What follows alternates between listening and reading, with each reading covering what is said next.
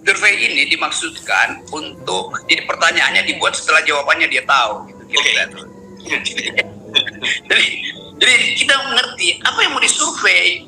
Bayangin kalau kita survei apakah Republik Indonesia bisa berantakan, ya pasti jawab enggak tuh, walaupun keadaannya berantakan. Apakah Republik Indonesia hutannya bisa gundul? Oh enggak bakal gundul tuh. Menurut feeling saya enggak bakal gundul.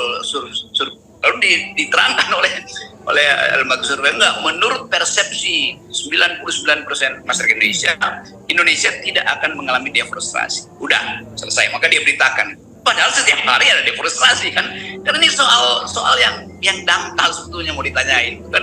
Jadi kita lihat motifnya tentu adalah untuk apologi, untuk membenarkan pikiran bahwa tidak ada cewek-cewek Jokowi untuk menghalangi Anies, kan itu dasarnya. Jadi memang di kepala si tukang survei ini udah ada semacam pikiran fix, semacam background belief bahwa harusnya tidak boleh ada cewek-cewek itu, karena itu dia survei, dan survei itu pasti diatur supaya dijawab tidak. Kan nggak mungkin orang bilang ya saya percaya tuh, ya, itu susah juga membayangkan itu, karena itu diatur supaya pertanyaan itu mengarah pada jawaban tidak percaya bahwa Anies dijegal oleh Jokowi.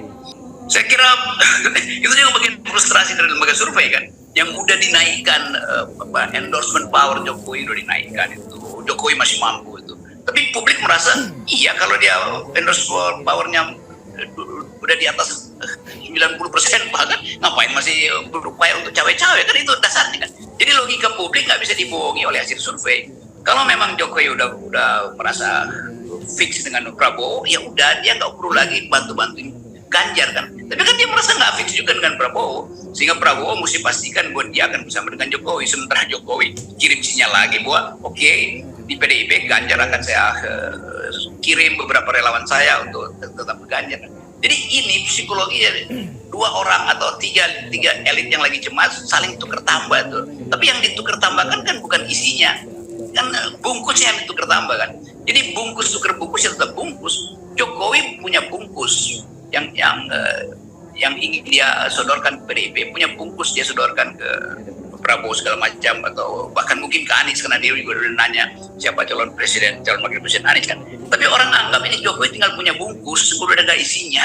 Itu yang Pak Jokowi nggak sadar bahwa publik apapun tanya pada mahasiswa itu, apa Jokowi masih ada isi? Ada, tapi kosong. Jadi dia tinggal bungkus. Tanya pada emak-emak, tanya pada berapa kemarin tuh 1.000 profesor yang bikin petisi itu semuanya begitu intinya.